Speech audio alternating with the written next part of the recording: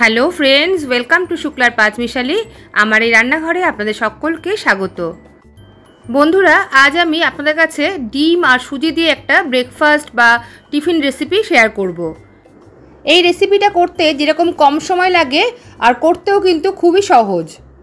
রেসিপিটা দেখে আপনাদের মনে হবে একই রকম অনেক রেসিপি আপনারা হয়তো দেখেছেন, তো এই রেসিপিটা কিন্তু একটু অন্যরকম, আপনারা দেখলেই বুঝতে পারবেন।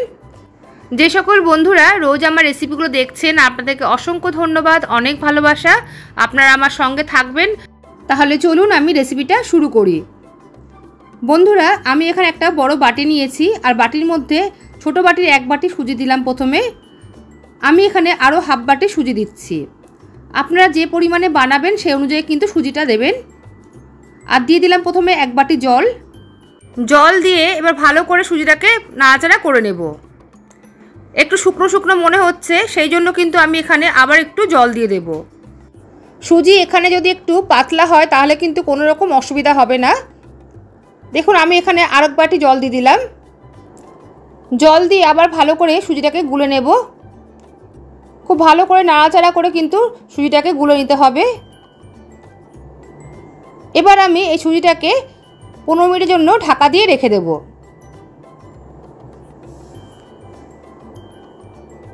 15 মিনিট পর আমি ঢাকাটা খুললাম। দেখুন, সুজিটা কিন্তু অনেকটাই ফুলে গেছে। এবার আমি এর মধ্যে প্রথমে দিয়ে দেব কিছুটা পরিমাণে পেঁয়াজ কুচি। এখানে আমি একটা মিডিয়াম সাইজের পেঁয়াজ আগে থেকে কুচি করে রেখেছিলাম, সেটা দিয়ে দিলাম। দিয়ে দিলাম একটা ছোট্ট সাইজের টমেটো কুচি। এবার দিয়ে দিচ্ছি আমি একটুখানি ক্যাপসিকাম কুচি। এবার দিয়ে দেব 5 থেকে 6টা কাঁচা লঙ্কা কুচি।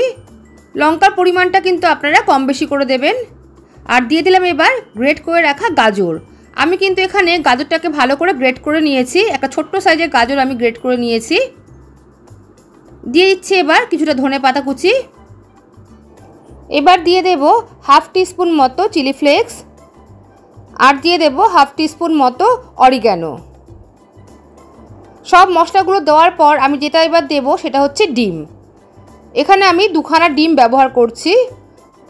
অ্যাকচুয়ালি এই রেসিপিটা করার সময় দইয়ের ব্যবহার করা হয়, তো আমি এখানে কিন্তু ডিম দিয়ে তৈরি করছি। আর দিয়ে দিলাম এবার স্বাদ মতো নুন। এবার সব উপকরণগুলো ভালো করে আমি মেখে নেব। চামচ দিয়ে খুব ভালো করে কিন্তু মাখতে হবে। বন্ধুরা, আজকের এই রেসিপিটা দেখার পর আপনাদের যদি ভালো লেগে থাকে তাহলে অবশ্যই লাইক কমেন্ট করবেন, শেয়ার করবেন, আর আমার চ্যানেলটি সাবস্ক্রাইব করে আমার পাশে থাকবেন। পাশে থাকা বেল বাটনটা অবশ্যই ক্লিক করবেন, সঙ্গে অল বাটনটাও ক্লিক করে দেবেন। তাহলে যখন নতুন কোনো রেসিপি আমি আপলোড করব সবার আগে আপনাদের কাছে নোটিফিকেশান পৌঁছে যাবে। দেখুন, খুব ভালো করে কিন্তু সব উপকরণগুলো মিক্স করা হয়ে গেছে। আমি যেটা দিতে ভুলে গেছিলাম সেটা হচ্ছে সামান্য হলুদ। হলুদটা দিয়ে আমি আবারও কিন্তু একটুখানি ভালো করে মিক্স করে নেব। সব উপকরণগুলো ভালো করে মিক্স হয়ে গেলে আমি ঢাকা দিয়ে আবারও 5 মিনিট মতো রেখে দেব। 5 মিনিট পর আমি ঢাকাটা খুললাম। এবার আমি দিয়ে দেবো এর মধ্যে হাফ টিস্পুন মতো বেকিং সোডা। বেকিং সোডা দিয়ে ভালো করে আবারও মিশিয়ে নেব। ব্যাটারটা খুব ঘন মনে হলে আর একটা ডিম ফাটিয়ে দেবেন, কিন্তু কোনো মতে এখানে আর জল ব্যবহার করবেন না।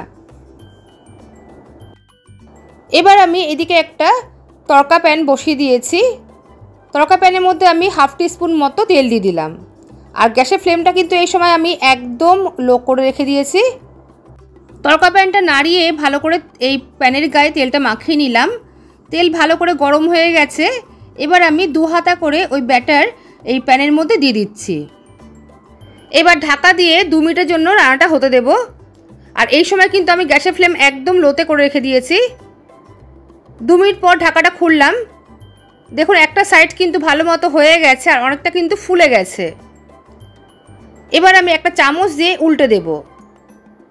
খুব আস্তে করে ধরে উল্টে দিতে হবে। দেখুন, একটা সাইড কিন্তু ভালো মতো হয়ে গেছে। অপর সাইডটাও কিন্তু আমি 2 মিনিট মতো ঢাকা দিয়ে রান্নাটা হতে দেব। ম্যাক্সিমাম 2 থেকে 3 মিনিটের বেশি কিন্তু আপনারা ঢাকা দিয়ে রাখবেন না, তাহলে কিন্তু জিনিসটা পুড়ে যাবে। দেখুন, অপর সাইডটাও কিন্তু খুব ভালোভাবে তৈরি হয়ে গেছে। এবার আমি তুলে নেব। ঠিক একইভাবে আরেকটাও আমি কিন্তু তৈরি করে নেব।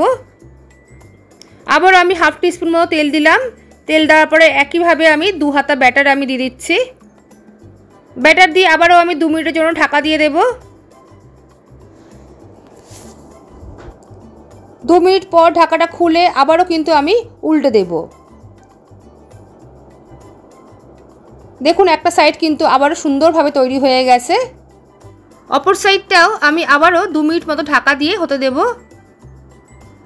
2 মিনিট পর আবারও ঢাকাটা খুলে দিলাম। দেখুন একদম কিন্তু তৈরি হয়ে গেছে। আমি আপনাদের সামনে থেকে দেখাচ্ছি। দেখুন দেখতে কতটা সুন্দর হয়েছে,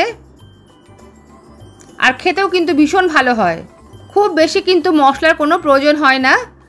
তাহলে বন্ধুরা তৈরি হয়ে গেছে সুজি আর ডিম দিয়ে দুর্দান্ত একটি ব্রেকফাস্ট বা টিফিন রেসিপি।